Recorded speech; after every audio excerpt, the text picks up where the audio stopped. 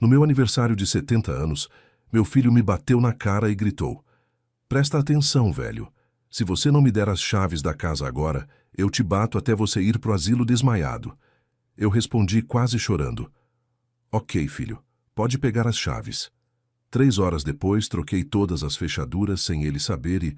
Meu nome é Gustavo Trevisan. Tenho 70 anos. Sou aposentado depois de passar 37 anos trabalhando como controlador de voo no aeroporto de Congonhas, aqui em São Paulo. Morei a vida toda no Morumbi, numa casa grande que construí tijolo por tijolo com o suor do meu trabalho. Fui casado por 46 anos com a Marlene, mulher da minha vida, mãe do meu único filho. Perdi ela faz 1 ano para uma insuficiência cardíaca fulminante. Até hoje sinto falta dela todo santo dia. A casa fica vazia sem a presença dela, sem o cheiro do café que ela fazia de manhã, sem aquele sorriso que iluminava tudo. Trabalhei desde os 15 anos. Comecei como office boy numa empresa de aviação. Estudava à noite, pegava 3 conduções para chegar na escola. Fiz curso técnico, depois faculdade de ciências aeronáuticas, tudo ralando feito condenado. Quando finalmente passei no concurso para controlador de voo, chorei igual criança. Era 1978, eu tinha 24 anos e tinha conseguido realizar o sonho que parecia impossível para um garoto pobre do interior de São Paulo. Durante todos esses anos, vivi para minha família. Comprei aquela casa de 600 metros quadrados em 1995, quando o Morumbi ainda estava crescendo. Paguei em 15 anos de parcelas, trabalhava em turnos dobrados, pegava plantão em feriado, abria mão de férias, tudo pro Fábio, meu filho, ter uma vida melhor que a minha. Coloquei ele nas melhores escolas, paguei faculdade particular, dei carro zero quando ele fez 18 anos. Achei que estava fazendo o certo, construindo o futuro dele.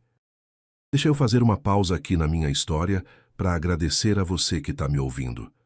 Se você está gostando dessa história, clica no like e se inscreve no canal. Deixa nos comentários de onde você está assistindo e que horas são aí na sua cidade.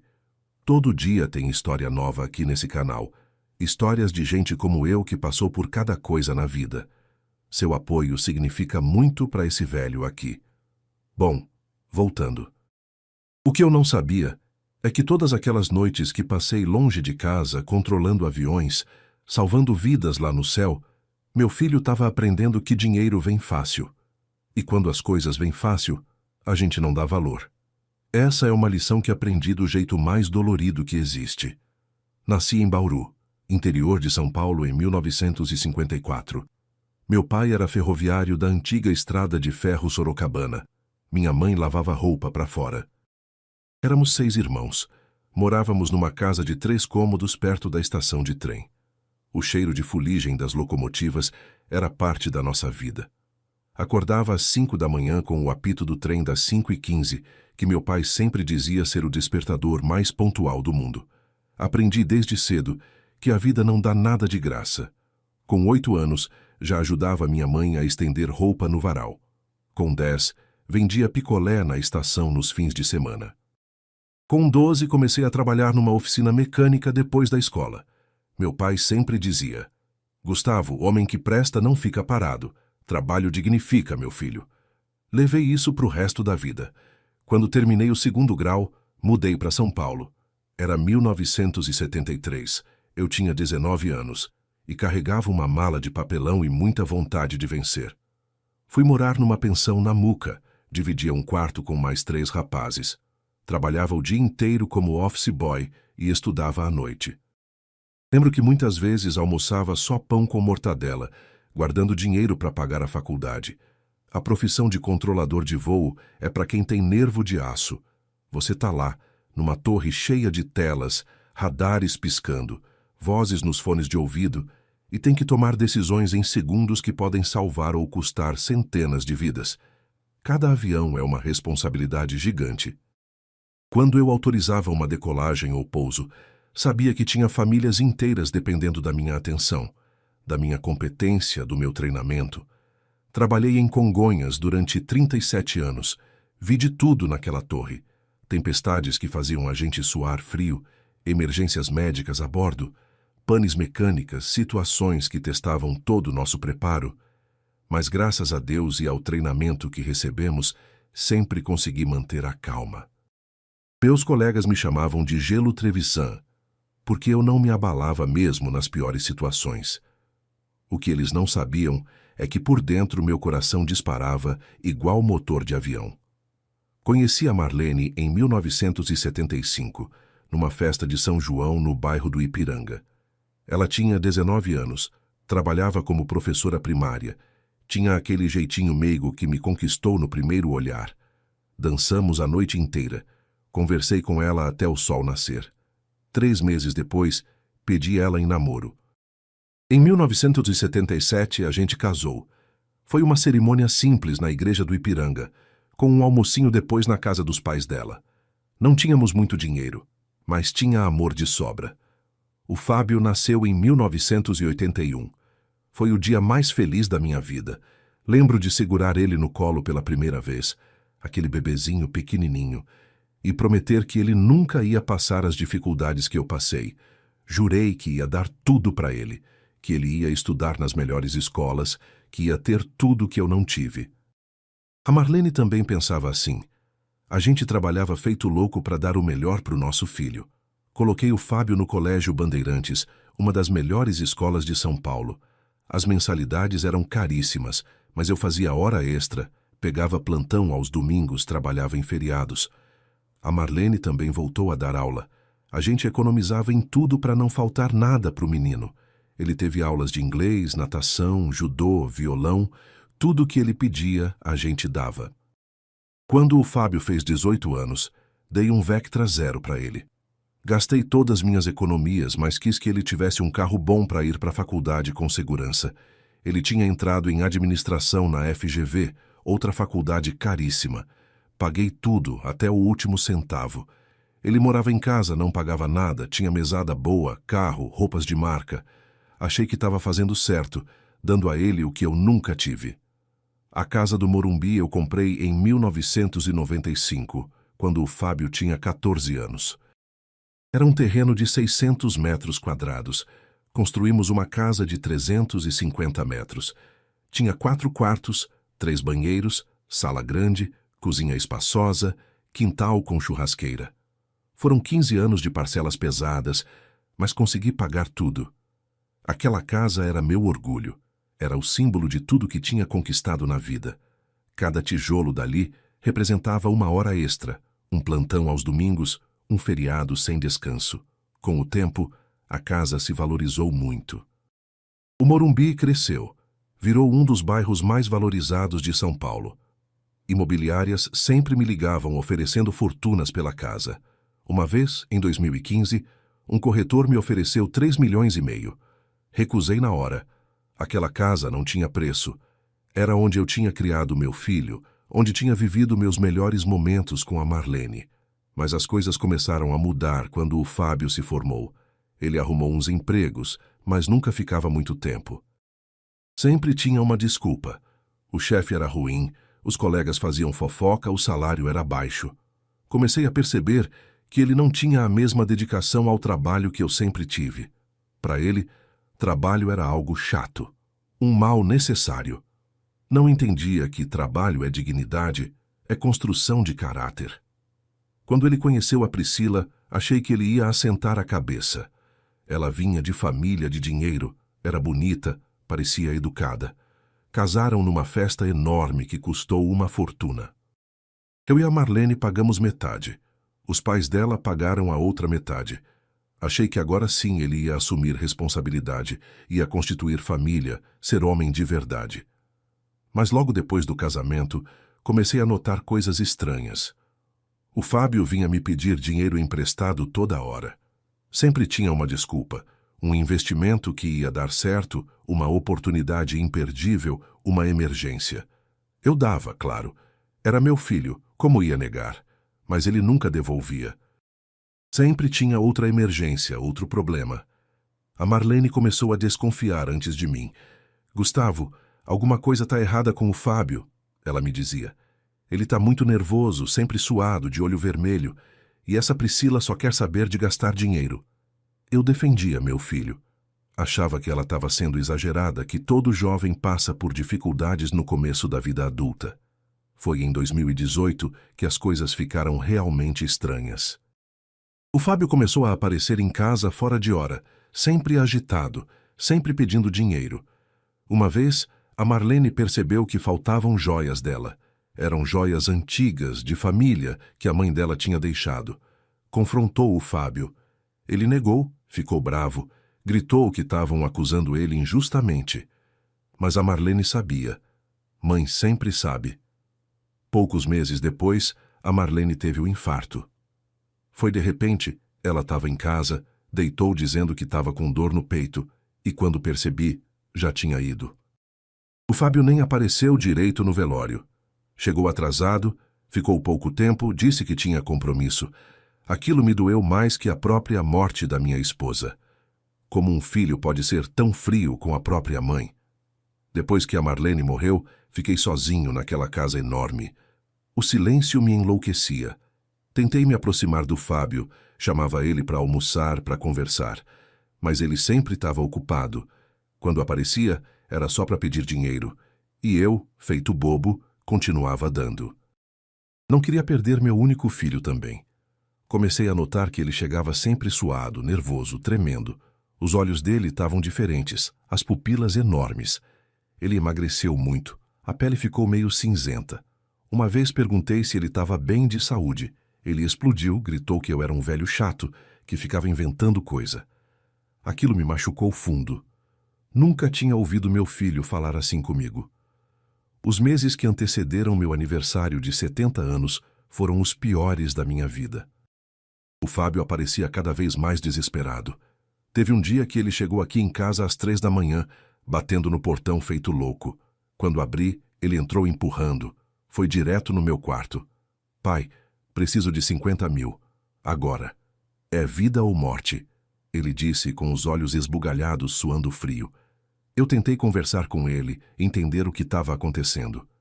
Filho, que história é essa? Que vida ou morte?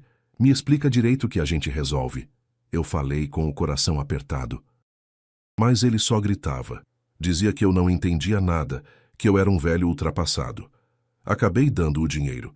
Tinha uma reserva guardada justamente para emergências. Ele pegou e saiu correndo, nem agradeceu direito. 2 semanas depois, ele voltou. Precisava de mais 30 mil. Mesma coisa, desesperado, suando, tremendo. Dessa vez perguntei mais firme. Fábio, você tá metido em quê? Isso não é normal, filho. Deixa eu te ajudar de verdade. Ele me empurrou contra a parede. Cala a boca, velho. Você não sabe de nada, me dá o dinheiro e pronto, gritou ele. Eu fiquei chocado. Meu filho tinha me empurrado. Pela primeira vez na vida senti medo dele. Dei o dinheiro de novo. Mas dessa vez comecei a investigar. Liguei para alguns amigos que trabalham em segurança. Pedi para descobrirem o que estava acontecendo. Demorou 1 semana, mas consegui informações. O Fábio devia 400 mil reais para um agiota conhecido como Carlão, um cara perigoso que atuava na região da Avenida Paulista. E a Priscila, a esposa dele, tinha estourado não sei quantos cartões de crédito comprando bolsas de luxo. Fiquei arrasado. Tentei uma última conversa. Chamei o Fábio para almoçar aqui em casa num domingo. Fiz aquela macarronada que ele gostava quando era criança. Ele chegou de mau humor. Mal comeu. Fábio, eu sei da dívida. Sei que você deve 400 mil para o Carlão. Vamos resolver isso juntos, filho. Eu te ajudo, mas você tem que parar com essa vida, procurar tratamento. Eu disse, com lágrimas nos olhos. Ele se levantou da mesa e jogou o prato no chão. Você fez o quê? Tá me investigando? Quem você pensa que é? Berrou ele, com uma raiva nos olhos que nunca tinha visto. A Priscila, que tinha vindo junto, ficou parada do lado, mexendo no celular. Nem ligou para o escândalo. Fábio, eu sou seu pai. Tô tentando te salvar, eu respondi, a voz falhando. Ele me apontou o dedo na cara. Você não é nada. Você é só um velho que atrapalha a minha vida. Se eu tivesse vendido essa casa quando a velha morreu, não estaria nessa situação. Ouvir ele chamar a mãe dele de velha foi uma facada no meu peito. A Marlene tinha dado a vida por aquele menino e ele falava dela assim. Eles saíram batendo a porta. Eu fiquei ali, sozinho, vendo os cacos do prato no chão. E pela primeira vez pensei, será que errei em alguma coisa? Onde foi que eu falhei como pai? Passou mais um mês. O Fábio não dava notícia. Nem ligava, nem aparecia. Fiz aniversário no dia 15 de março. 70 anos. Acordei cedo naquele dia. Arrumei a casa. Fiz um bolo de chocolate. Aquele mesmo que a Marlene fazia todo ano no meu aniversário. Coloquei a mesa bonita, comprei salgadinhos, refrigerante. Mandei mensagem para o Fábio. Filho, hoje é meu aniversário. Fiz almoço. Vem almoçar com seu pai. Ele nem respondeu a mensagem. Fiquei esperando das 11 até as 3 da tarde. O bolo ali na mesa, as velas esperando para serem acesas. Ninguém apareceu. Nem o Fábio, nem a Priscila, nem nenhum dos poucos parentes que ainda tenho. Me senti o homem mais sozinho do mundo. Ali sozinho naquela casa enorme, com um bolo que ninguém ia comer no dia que eu completava 70 anos de vida. Eram quase 5 da tarde quando o interfone tocou. Era o Fábio. Meu coração até bateu mais forte. Ainda bem que ele veio, pensei. Abri o portão. Ele entrou de carro, estacionou de qualquer jeito na garagem. Quando ele desceu do carro, vi que alguma coisa estava muito errada. Ele estava suado mais do que o normal. A camisa encharcada, os olhos vermelhos enormes, as mãos tremendo. Parecia um bicho acuado. Entrou em casa sem nem me cumprimentar. Eu disse, filho, ainda bem que você veio. Fiz bolo seu favorito. Ele me cortou no meio da frase. Pai, onde está a escritura da casa? Gelei. Como assim, filho? Que história é essa? Respondi, tentando entender. Ele deu 2 passos na minha direção, o rosto transformado numa máscara de raiva que me assustou. Cadê a porra da escritura da casa? E cadê as chaves? Tentei acalmar ele. Fábio, senta aqui, vamos conversar. É meu aniversário, filho. Vamos comer um pedaço de bolo e... Ele não me deixou terminar. Pegou a cadeira onde eu ia sentar e jogou longe. A cadeira bateu na parede e quebrou. Eu não vim aqui para comer bolo, seu velho idiota. Eu vim buscar as chaves dessa casa. O Carlão quer o dinheiro hoje ou ele me mata. Você vai me dar as chaves dessa merda agora. Meu corpo inteiro tremeu. Filho, calma. A casa é tudo que eu tenho. Vamos achar outra solução. Eu te empresto dinheiro de novo, a gente vende o carro, mas a casa não... Antes que eu pudesse terminar a frase, senti um impacto violento no meu rosto. Plaft! Um tapa tão forte que me jogou no chão. Caí da cadeira, bati a cabeça na quina da mesa. Senti o gosto de sangue na boca. Meu lábio tinha rachado. Do chão, olhei para o meu filho. Ele estava em pé, a mão ainda levantada, os olhos sem nenhum traço de remorso. Presta atenção, velho! Ele gritou, a voz ecoando pela casa vazia. Se você não me der as chaves da casa agora, eu te bato até você ir pro asilo desmaiado. O Carlão quer o dinheiro hoje ou me mata. Você entendeu, seu velho inútil? Fiquei ali no chão, o sangue escorrendo do lábio, olhando para o homem que eu tinha criado. Onde estava aquele bebezinho que eu segurei no colo? Onde estava o menino que eu levava no parque todo domingo? Onde estava o filho que eu amava mais que a própria vida? Fábio, filho. É meu aniversário, eu disse, a voz saindo fraca, quase um sussurro. Eu fiz 70 anos hoje. Ele se abaixou, ficou com o rosto a centímetros do meu. Eu podia sentir o bafo dele, um cheiro estranho, químico. Eu tô pouco me fodendo pro seu aniversário. Eu quero as chaves agora ou eu quebro você todo, ele rosnou. A mão dele foi pro meu pescoço, apertou-o levemente. Onde? Tá. As chaves. Cada palavra saiu como uma ameaça de morte. Com as mãos tremendo, apontei para o chaveiro pendurado perto da porta. Tá ali, filho. Pode pegar. Eu disse, derrotado, humilhado, quebrado. Ele soltou meu pescoço. Foi até lá. Arrancou o chaveiro com violência. E a escritura? Onde tá? Gritou ele de novo. No cofre, no meu quarto. A senha é... Comecei a falar. Eu sei a senha. Ele me interrompeu. Como ele sabia a senha? Tinha me espionado? Ele subiu correndo as escadas. Eu ouvi o cofre abrindo, ele remexendo tudo. Desceu com a escritura na mão, amassou ela no bolso da calça. Passou por mim, ainda caído no chão, sem nem olhar. Na porta virou e disse: "Vou no cartório agora transferir essa merda pro meu nome. Quando eu voltar, você não vai mais estar aqui. Arruma suas coisas e some, velho. Você não serve mais pra nada mesmo." E saiu batendo a porta tão forte que os vidros tremeram. Fiquei ali no chão da minha própria casa, no dia do meu aniversário de 70 anos, com o lábio sangrando, a cabeça latejando, o coração despedaçado. Olhei para o relógio. Eram 5h20 da tarde. Olhei para o bolo na mesa com as 70 velinhas que eu não ia acender. E naquele momento, alguma coisa dentro de mim mudou. A dor virou raiva.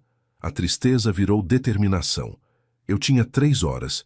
Até às 8h30 da noite, quando os cartórios fecham, eu tinha 3 horas para fazer alguma coisa. Me levantei do chão com dificuldade. O corpo todo doía. Fui até o espelho do banheiro. O lábio estava inchado, sangrando. Tinha um roxo se formando no rosto. Limpei o sangue com água fria. Olhei bem nos meus olhos e pensei: Gustavo, você controlou aviões a vida inteira. Você tomou decisões em segundos que salvaram centenas de vidas. Você não vai deixar seu filho destruir tudo que você construiu. Peguei o celular, a mão ainda tremendo. Mas não era mais medo, era adrenalina. A mesma que eu sentia na torre de controle quando tinha que resolver uma emergência. Sabia exatamente o que fazer. E tinha 3 horas para fazer. A primeira ligação foi para o Moraes, delegado Marcos Moraes, amigo de 40 anos. Conheci ele quando trabalhava em Congonhas. Ele era da Polícia Federal, cuidava da segurança do aeroporto. Viramos amigos, jogávamos baralho nas folgas, nossas famílias se visitavam. Ele era uma das poucas pessoas que eu podia confiar de verdade. Moraes, preciso de você. Urgente, é sério, eu disse quando ele atendeu. Devia ter alguma coisa na minha voz que fez ele não perguntar nada. Chego aí em meia hora, Gustavo, ele respondeu na hora. Desliguei e fiz a segunda ligação. Para a doutora Helena Campos, advogada que conheci há uns 5 anos numa palestra sobre sucessão patrimonial. Ela era especialista em direito de família e patrimonial. Doutora Helena, Gustavo Trevisan falando. A senhora lembra de mim? Perguntei. Claro, seu Gustavo, como vai? Ela respondeu com aquela voz profissional dela. Não vou bem, preciso transferir minha casa. Hoje, agora. Tenho menos de 3 horas. Eu disse direto ao ponto. Ela ficou em silêncio por uns segundos. Seu Gustavo, o que está acontecendo? Transferir patrimônio assim é... Comecei a explicar rapidamente. Meu filho me agrediu, me ameaçou, pegou a escritura. Ele vai tentar transferir para o nome dele. Preciso me antecipar. A doutora Helena entendeu na hora. Senhor Gustavo, eu conheço um tabelião que pode nos ajudar. Mas o senhor precisa ter um plano. Não pode simplesmente transferir para outra pessoa. Seu filho vai questionar na justiça. Precisa ser algo... Ela pausou. Que tal uma holding? Holding? Eu tinha ouvido falar disso. Explica rápido, doutora. Ela explicou. Uma holding patrimonial. Já faz 6 anos que existe a lei das holdings. Se o senhor criar uma holding e transferir a casa para ela, tecnicamente o imóvel não é mais seu. Pertence à empresa. E uma holding não pode ser penhorada tão facilmente. Meu cérebro de controlador de voo entrou em ação. Quanto tempo leva para criar uma holding? Perguntei. Normalmente algumas semanas. Mas eu tenho uma holding já criada, estrutura pronta, que uso justamente para casos de emergência. Posso transferir ela para o seu nome, colocar a casa como ativo. 2 horas, no máximo, ela respondeu. Olhei para o relógio. 5h40 da tarde. Fecha comigo, doutora. Quanto custa? Perguntei. Ela deu um valor alto, mas eu não estava preocupado com dinheiro naquele momento. Combinado. Vou transferir o valor agora. 3ª ligação. Chaveiro. Peguei na internet o número de um chaveiro 24 horas que atendia emergências. Preciso trocar 8 fechaduras, urgente. Pago o triplo se você chegar aqui em meia hora, eu disse. O cara deve ter achado que eu estava louco, mas quando falei o endereço no Morumbi e confirmei o pagamento, ele topou. Chego aí em 20 minutos, ele disse. Moraes chegou primeiro. Quando ele me viu, o rosto dele mudou completamente. Puta merda, Gustavo. Quem fez isso com você? Ele perguntou, apontando para o meu rosto. Contei tudo, cada detalhe. A dívida do Fábio, a agressão, as ameaças. Moraes ficou cada vez mais sério. Quando terminei de contar, ele disse, Gustavo, isso é crime de lesão corporal, ameaça, tentativa de extorsão. Vou fazer um boletim de ocorrência completo e vamos fotografar essas marcas. Ele pegou a câmera que tinha no carro, fotografou meu rosto de todos os ângulos, o lábio inchado, o sangue seco, o começo do roxo no rosto. Precisamos registrar tudo. E você vai gravar um vídeo contando o que aconteceu. Agora, enquanto tá fresco na memória, ele instruiu. Gravei um vídeo de 7 minutos contando cada detalhe, mostrando as marcas, explicando as ameaças. Esse vídeo pode ser usado como prova. Guarda bem guardado, ele disse. O chaveiro chegou às 6h15. Um senhor chamado José, uns 50 anos, que trouxe um ajudante. Seu Gustavo, o senhor quer trocar todas as fechaduras? Ele perguntou, meio incrédulo. Todas. Porta da frente, porta dos fundos, portões, tudo. Quero que as chaves que eu dei para o meu filho não funcionem em lugar nenhum dessa casa, eu confirmei. Eles começaram a trabalhar. Moraes ficou comigo, acompanhando tudo. A doutora Helena chegou às 6h40, com um tabelião chamado Dr. Paulo. Eles vieram direto do cartório com uma pasta cheia de documentos. Seu Gustavo trouxe tudo pronto. Preciso só de algumas assinaturas e dados. Meia hora e a holding está no seu nome, com a casa como ativo principal, ela explicou. Sentamos ali na mesa da cozinha, a mesma mesa onde tinha o bolo do meu aniversário. E eu comecei a assinar papéis. Enquanto eu assinava, a doutora Helena explicava cada documento. Aqui o senhor está assumindo uma holding que já existe, já tem CNPJ, já tem toda a estrutura legal. Aqui está transferindo a casa como ativo da holding. Aqui está nomeando o senhor como único sócio e administrador. Assinei tudo. O Dr. Paulo reconhecia a firma na hora, com aquele selo dele de tabelião. Eram 7h40 quando tudo ficou pronto. A holding se chamava G. Trevisan Holdings Ltda., sediada numa empresa de gestão nas Ilhas Cayman, um detalhe técnico que a doutora Helena tinha preparado. Tecnicamente, seu Gustavo, a casa não é mais sua. Pertence à empresa. Se seu filho tentar transferir usando aquela escritura antiga, vai descobrir que o imóvel já está em nome de pessoa jurídica. Ele não pode fazer nada, ela explicou. Os chaveiros terminaram às 8h. José me entregou um saco com as fechaduras antigas e outro com 8 conjuntos de chaves novas. Pronto, seu Gustavo. Nem o diabo entra aqui com as chaves velhas, ele disse sorrindo. Paguei o triplo que tinha combinado, mais uma gorjeta generosa. Ele merecia. Moraes ficou até o final. Às 8h30, quando tudo estava pronto, ele disse: Gustavo, agora é esperar. Seu filho vai tentar entrar aqui. Vai descobrir que as chaves não funcionam. Quando ele aparecer, me liga. Estarei pronto. Abracei meu amigo. Obrigado, Moraes. Você salvou minha vida hoje. Ele apertou meu ombro. Amigo é para essas horas, Gustavo. E seu filho vai pagar por isso, pode ter certeza. Depois que todos foram embora, fiquei ali sozinho, no silêncio da casa. Mas era um silêncio diferente. Não era mais o silêncio da solidão. Era o silêncio da espera. Eu sabia que o Fábio ia voltar. E eu estava pronto. Reprogramei o portão eletrônico, mudei a senha do alarme. Cada detalhe estava coberto. Sentei no sofá da sala com vista para o portão da entrada. Peguei o bolo que ninguém tinha comido, cortei um pedaço, acendi uma velinha. Feliz aniversário para mim, eu disse baixinho, e comi aquele pedaço de bolo sozinho. Era quase 9h. O Fábio ia voltar a qualquer momento, e quando voltasse, ia descobrir que tinha subestimado o velho. Às 9h20, vi os faróis de um carro. Não era só um carro, eram 3.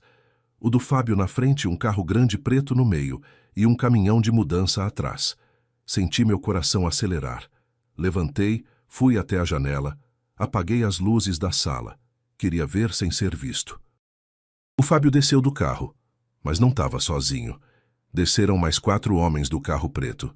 Um deles era grande, muito grande, devia ter uns 2 metros de altura, com cara de poucos amigos.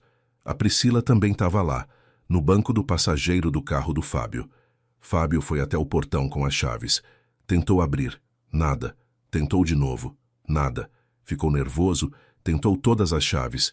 Nenhuma funcionava. Ele foi até o interfone. Apertou o botão. Eu deixei tocar 3 vezes antes de atender. Alô? Eu disse a voz calma. Abre essa porra, velho! Ele gritou. Eu pausei, respirei fundo. Liguei a câmera do interfone para ele ver meu rosto. Filho, suas chaves não servem mais, eu disse, com uma calma que até me surpreendeu. Eu estava nervoso por dentro, mas externamente era o gelo Trevisan da torre de controle. O quê? Você trocou as fechaduras? Abre essa merda agora ou eu derrubo esse portão, ele berrou. O grandão que tinha descido do carro preto se aproximou. Ouvi ele falar. Fábio, cadê a casa? Você disse que era sua. Apertei o botão do interfone de novo. Fábio, você está preso por lesão corporal, ameaça e tentativa de extorsão. O delegado Marcos Moraes está a caminho com uma equipe. Foi nesse momento que vi ele empalidecer. A Priscila começou a gritar. O grandão, que depois descobri ser o tal Carlão, agarrou o Fábio pelo pescoço. Você me enganou, moleque. Cadê meus 400 mil? Ele rosnou. Do nada surgiram luzes de viatura. 3 viaturas da polícia, com sirenes ligadas, cercaram os carros na frente da minha casa. Moraes tinha se antecipado, já estava de prontidão na rua ao lado. O Moraes desceu da viatura com mais 6 policiais. Todos contra a parede, agora! Ele ordenou, com aquela voz de autoridade. Carlão tentou correr. 2 policiais pularam nele. Levou spray de pimenta e ainda assim deu trabalho. Os outros 3 capangas foram algemados rapidinho. O Fábio ficou parado, em choque, olhando tudo aquilo acontecer. Moraes se aproximou dele. Fábio Trevisan, você está preso por lesão corporal contra idoso, ameaça, tentativa de extorsão mediante violência. Você tem o direito de permanecer calado. Tudo o que disser poderá ser usado contra você. Algemou ele ali mesmo. O Fábio olhou para cima, viu minha silhueta na janela. Pai, me ajuda, por favor, ele gritou, a voz desesperada. Fechei a cortina. Não ia ajudar dessa vez. A Priscila tentou se afastar, voltando para o carro, mas Moraes tinha instruído os policiais. Priscila Trevisan também, por favor. Tenho um mandado de prisão preventiva contra ela, disse um policial da Federal que tinha chegado logo depois. Mandado de prisão? Pelo quê? Moraes me explicou depois. Investigação de estelionato e clonagem de cartões.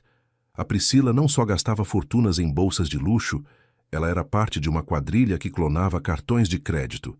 Assisti tudo da janela. Levaram os 5, Carlão, seus 3 capangas, Fábio e Priscila, em viaturas separadas.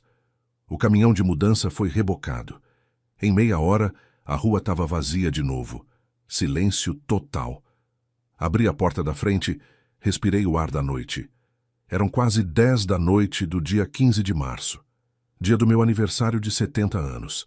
E eu tinha sobrevivido. Os dias que se seguiram foram uma montanha-russa de emoções. O Fábio e a Priscila ficaram presos. Eu prestei depoimento completo na delegacia. Mostrei as fotos das agressões, o vídeo que gravei, os documentos da holding. Moraes me explicou que o caso era grave. Agressão contra idoso tem pena maior. E com todas as provas que a gente tinha, não tinha como o Fábio escapar. Descobri coisas que me deixaram enojado. Durante o interrogatório, o Carlão soltou a língua. A dívida do Fábio não era 400 mil, era 800 mil reais. E não era só de jogo, como ele tinha dito. Metade era de cocaína. A Priscila vendia droga para os amigos ricos dela, e o Fábio era o viciado que consumia parte do produto. Quando descobri isso, senti meu mundo desabar de novo. Meu filho era viciado em drogas e eu não tinha percebido, mas o pior ainda estava por vir. Durante as investigações, descobriram que a Priscila tinha um caso com o Carlão. Os 2 estavam juntos há 2 anos. E os 400 mil que o Fábio achava que devia, era um golpe dos 2.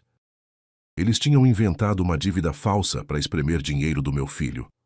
O Fábio estava sendo enganado pela própria mulher e pelo agiota. Quando soube disso no depoimento, ele desabou. Chorou, gritou, não queria acreditar. Teve um dia que o Moraes me ligou. Gustavo, preciso te contar uma coisa. É sobre sua esposa, a Marlene. Meu coração gelou. O que tem a Marlene? Perguntei com medo da resposta. Ele respirou fundo. Gustavo, o Fábio confessou que na noite que sua esposa morreu ele estava em casa. Ela estava tendo um infarto, pediu ajuda e ele não ligou para a ambulância na hora. Ficou procurando o cofre dela primeiro, pegou as joias, só depois ligou. 18 minutos depois. Senti minhas pernas fraquejarem, tive que sentar. A Marlene tinha pedido ajuda para o filho e ele tinha preferido roubar ela primeiro. Deixou a própria mãe morrendo para pegar joias. Tem mais, Moraes continuou. Ele confessou que usava cocaína no quarto dela quando ela estava dormindo ou passando mal. Temos câmeras de segurança de vizinhos que mostram ele entrando e saindo da casa de madrugada, sempre agitado. Gustavo, seu filho é responsável pela morte da sua esposa. Desliguei o telefone. Não consegui mais ouvir. Fui pro quarto, me tranquei e chorei. Chorei pela Marlene, que morreu pedindo ajuda pro filho e não recebeu. Chorei por mim, que tinha criado um monstro sem perceber. Chorei pelos 70 anos de vida, que tinham desabado naquele aniversário maldito. Mas eu sou um homem de fé. Mesmo no fundo do poço, tem que ter esperança. E a esperança apareceu de um jeito que eu nunca imaginei.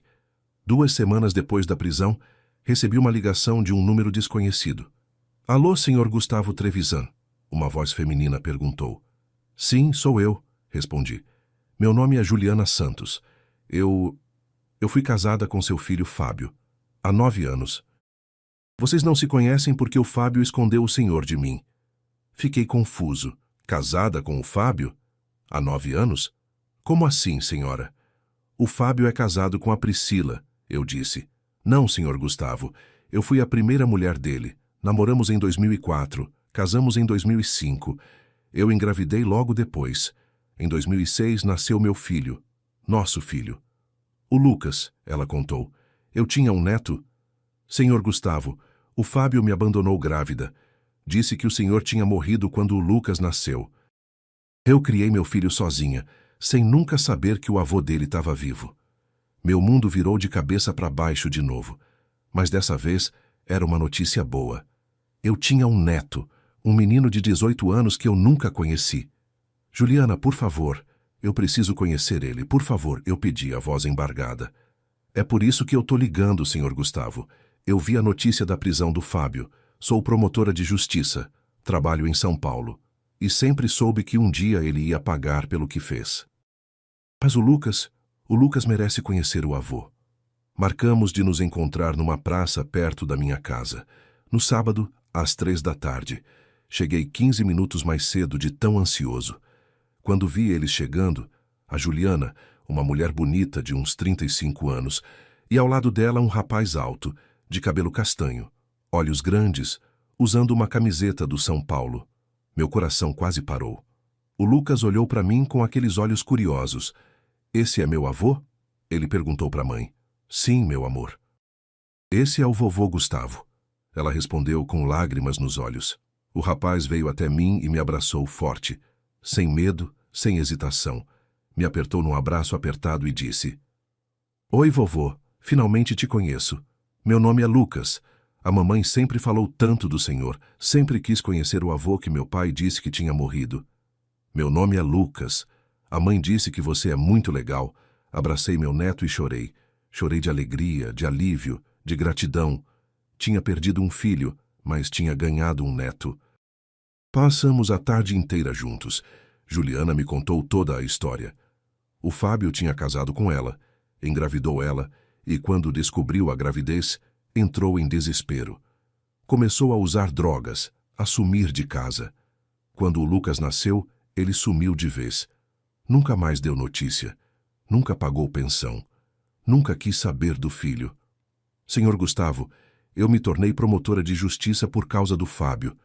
Quis entrar na justiça para garantir que homens como ele pagassem pelos crimes, ela me contou.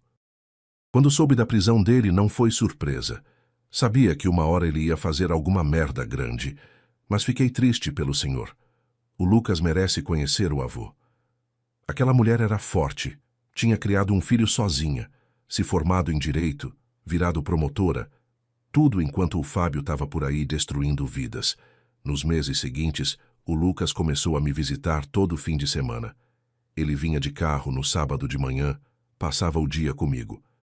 A gente ia em restaurantes, conversava sobre a vida, sobre os planos dele para a faculdade.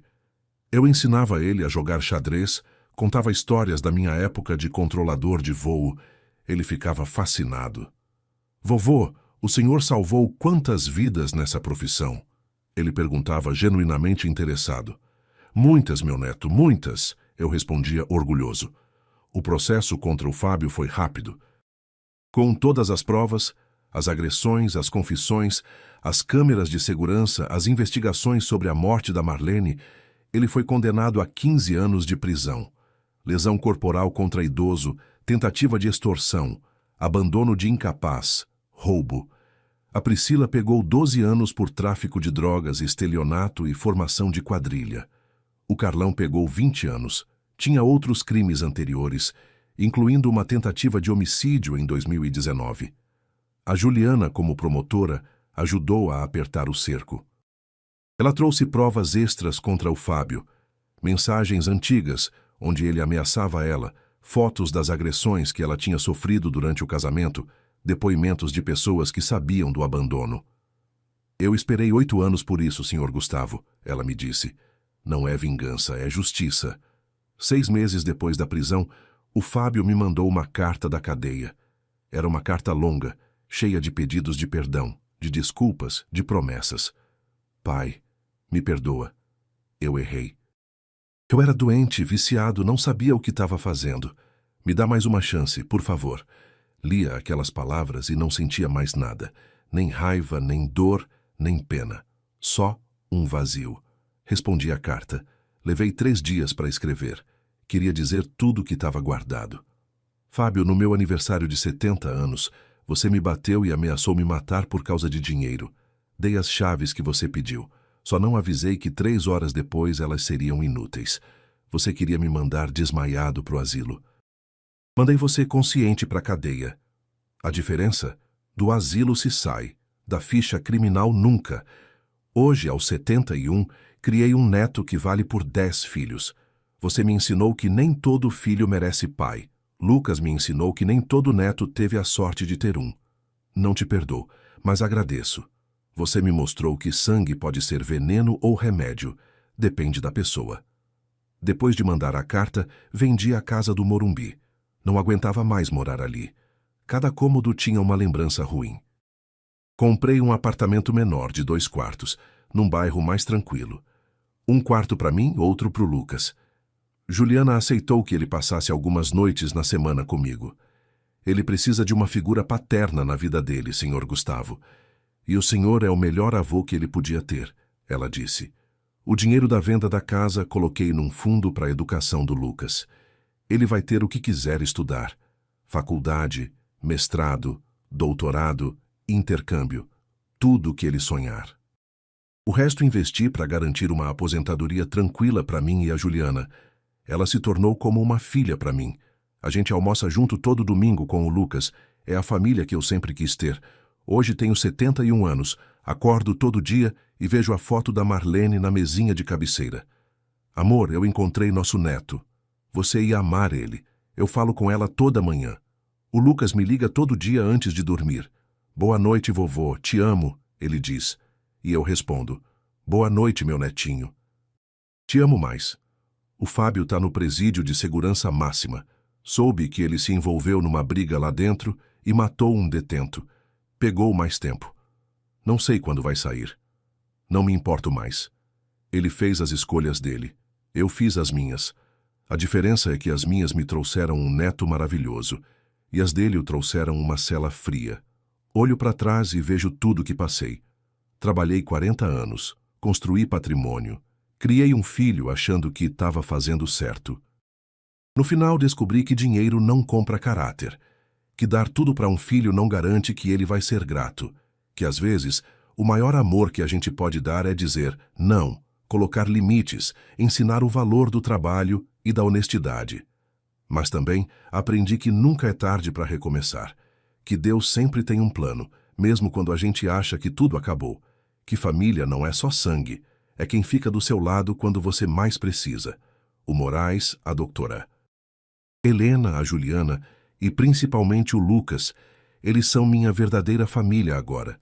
Se você está passando por alguma coisa parecida, se tem um filho que te decepciona, um parente que te machuca, deixa eu te dizer uma coisa: proteja você primeiro. Não é egoísmo, é sobrevivência. E nunca perca a fé. Quando uma porta fecha, outra se abre. Eu perdi um filho, mas ganhei um neto que encheu minha vida de luz de novo. Obrigado por me ouvir até aqui, de coração. Se gostou da minha história, deixa seu like e se inscreve no canal. Quem assistiu até o fim, comenta aí embaixo a palavra luz. E não deixa de conferir as outras histórias aqui do canal. Aqui na tela tem duas que você vai gostar bastante. São histórias de gente como eu, que passou por cada coisa na vida, mas não desistiu. Um abraço forte desse velho aqui. Que Deus abençoe você e sua família.